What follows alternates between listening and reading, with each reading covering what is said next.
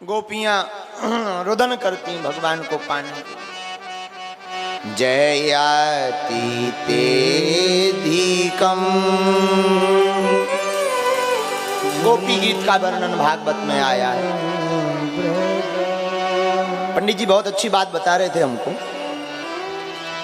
भागवत का प्रारंभ भी जा से हुआ, जन्माद्य से, और गोपी गीत का प्रारंभ भी जा से हो रहा।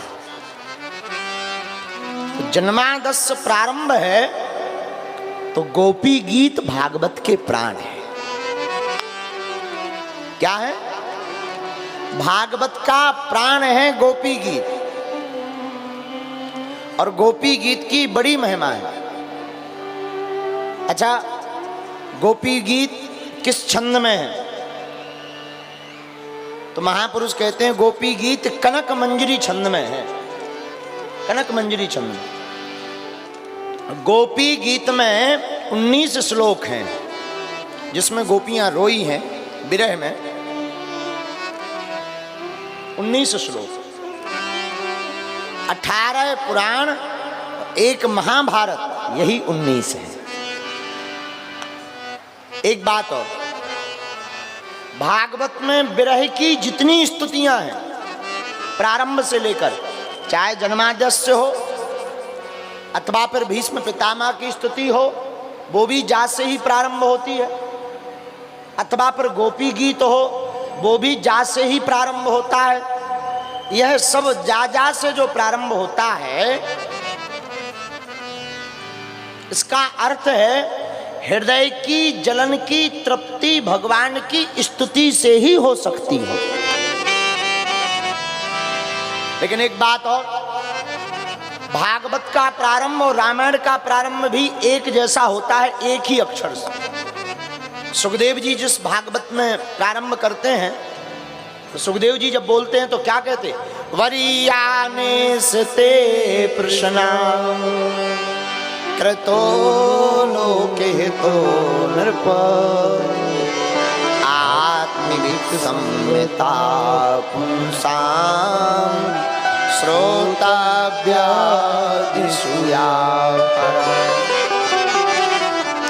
लेकिन रामचरितमानस का प्रारंभ भी वा से ही प्रारंभ होता। भागवत का, सुखदेव जी का प्रारंभ वा से, और रामायण का प्रारंभ भी वर्णानाम अर्थ संधाना रसानाम छंदसामपि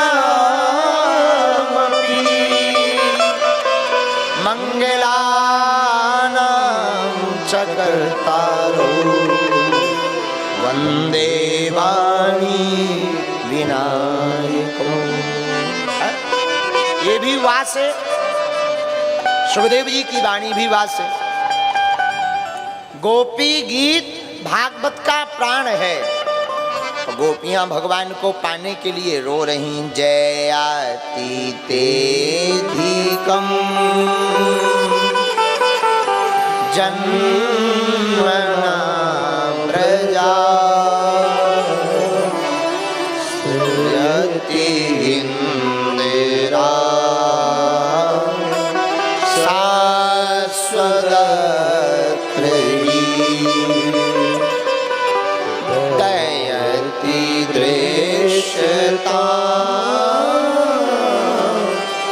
दीक्षुता श्रीरता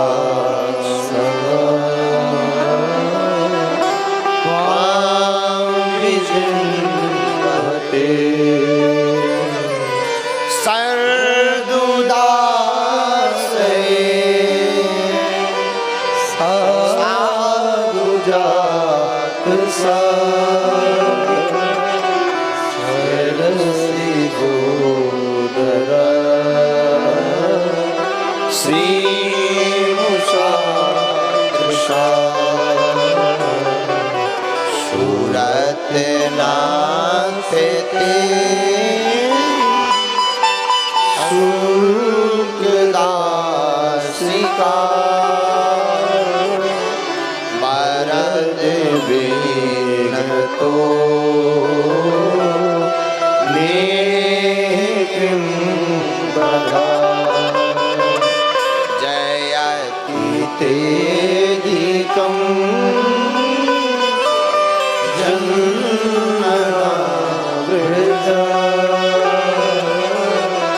श्रेयति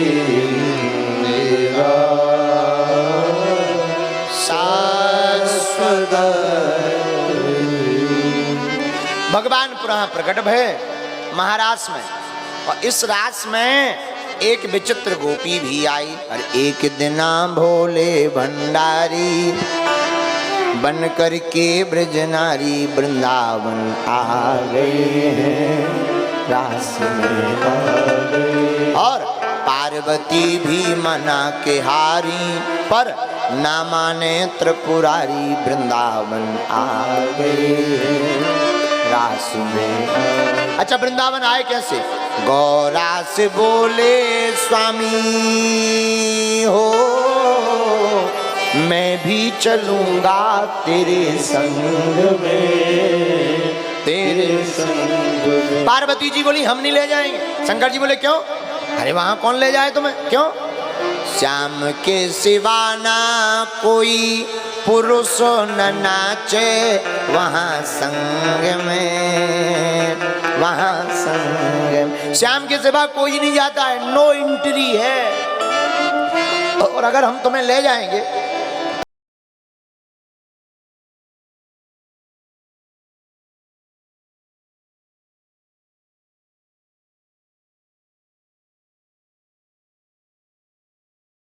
जाना तो हमें है, हमारी तो मजबूरी है, चाहे जो हो जाए। एक उपाय है। पार्वती जी बोली क्या? भोले बाबा बोले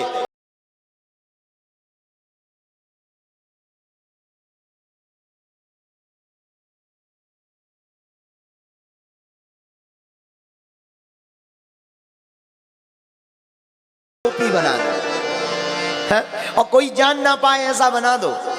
और तो पार्वती जी ने पूछा, लोग पूछेंगे कि ये कौन है? नहीं नहीं, तो कह देना कोई दिक्कत नहीं, मैं हूं सही।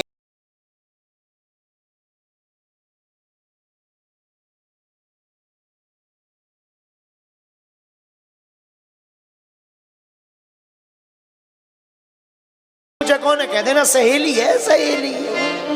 पार्वती जी बोली कहीं पोल खुल गई तो सहेला ना निकाले आ गए।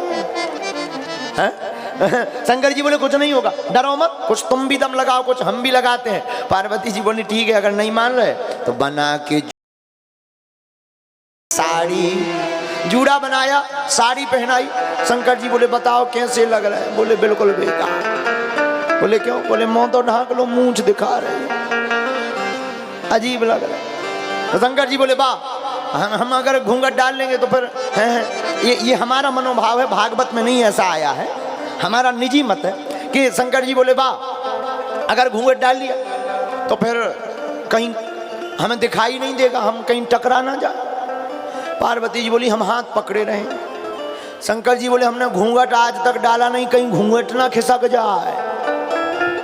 तो शंकर जी यहाँ तो पहले ही डर था। पार्वती जी बोली कोई दिक्कत नहीं, क्या उपाय है? पार्वती जी बोली कोई आप ही बताओ। शंकर जी बोले एक उपाय है, नाग कब काम आएगा? सांप लाओ, गले में डालो और घूंघट का सांप के मुंह में पकड़ा दो। सांप से बोले सुनो तुम ना छोड़ियो। ये हमारा निज भाव है महाराज जी, भागवत में नहीं है, निज भाव है। शंकर जी सांप पे बोले सुनो तुम्हें दिखाने है नहीं, घूंघट पकड़े रहो। तो जैसी माताएं आल पिन नहीं लगा लेती, शंकर जी ने सांपई को पिन बना दा, सांपई को पिन बना दा। और फिर क्या? अब पार्वती जी बोली चल के बताओ। सो शंकर जी तो अपनी चाल चले। पार्वती जी बोली जाओ कैंसर। शंकर जी बोले गोपा से गोपी बना दो तू कैंसर। तो पार्वती जी बोली जौन हिसाब से आप चल रहे हो, जे देखो जी आ गई गोपी, जी आ गई आ गई आ गई, जय हो गोपी महारानी। तो शंकर जी चले अपनी चाल में। तो पार्वती जी बोली महाराज जिस हिसाब से चल रहा है सब कोई पहचान जाएगा, ये गोपी नहीं है गोपा है।